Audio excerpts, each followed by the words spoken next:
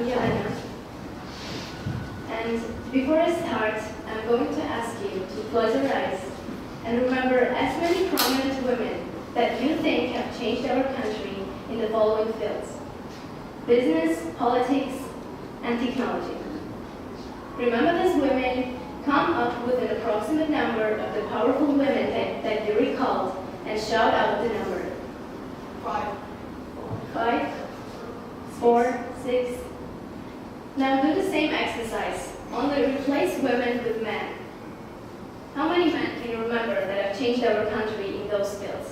100, 17, I think it's a bit more, closer to 100.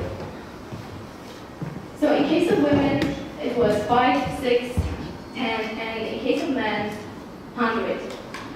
The difference between the numbers is what I call a major loss of human capital.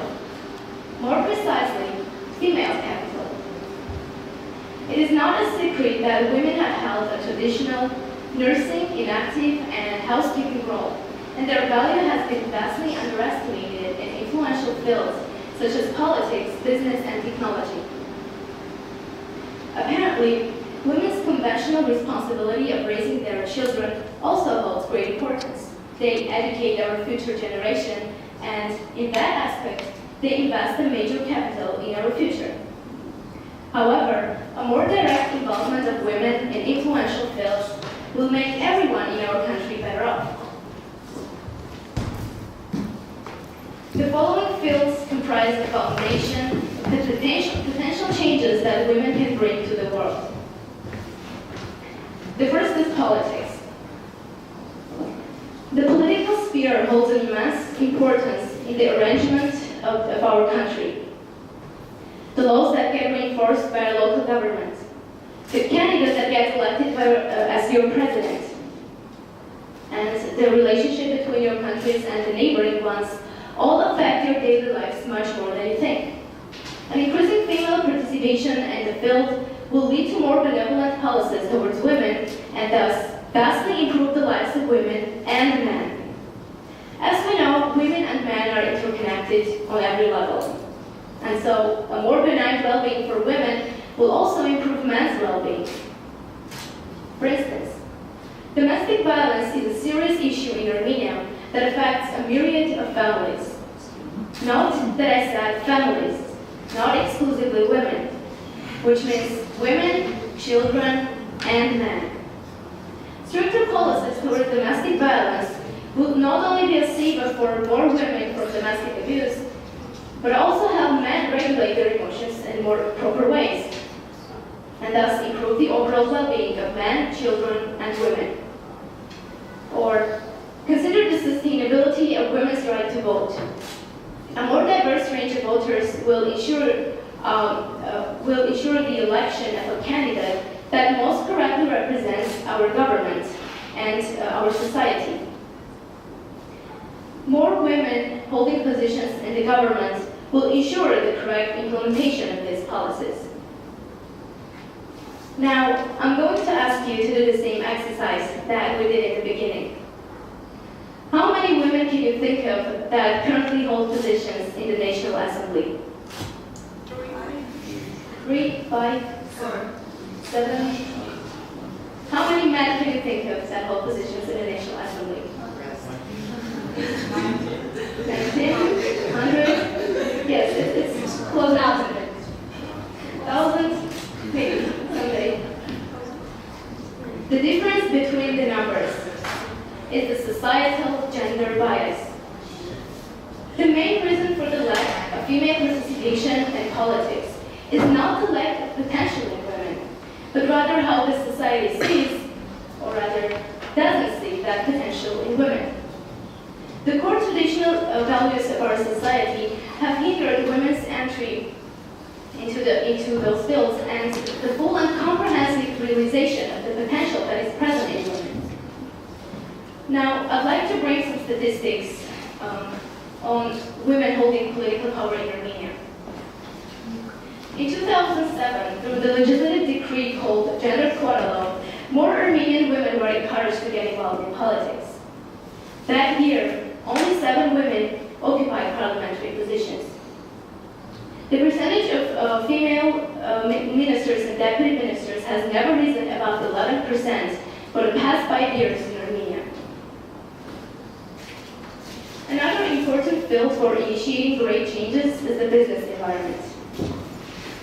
Now, I'm not going to ask you to do the same exercise with the difference between the numbers, as we're most likely going to get the same results. So I'm not going to torture you with numbers anymore. An increasing female participation in the business environment will add more diversity in the field, which in its turn will lead to more innovations. Another way women can have a colossal value in the field is through their remarkable self-promoting ability, which helps them achieve success in selling their product. Other female qualities that will have a practical value in the field are women's remarkable emotional intelligence, which aids in marketing and communication, their multitask orientation, which helps them manage several jobs simultaneously and thus achieve results more efficiently, and the great amount of patience and commitment to their goals. Therefore, an increasing amount of women taking the dip of starting businesses and occupying managerial positions will make everyone in our country better off. Remember when I said I'm not going to torture you with numbers anymore? That was not entirely true. Statistics. In 2010, by the Grant Thornton International Business Survey, it was found that 29% of managerial positions were occupied by women in Armenia. However, this figure declined to only 23% in 2011. And lastly, we should strive to an increasing female participation in the technological field. The IT-driven world that we live in nowadays calls more and more demand for IT specialists. Unfortunately, the majority of these specialists in Armenia is comprised of men. Like other fields, technology will be utilized more abundantly and competently if it is created by a more diverse range of people. I remember once during the class, a girl mentioned that one of the first creators of the computer language was actually a woman called Ada Lovelace.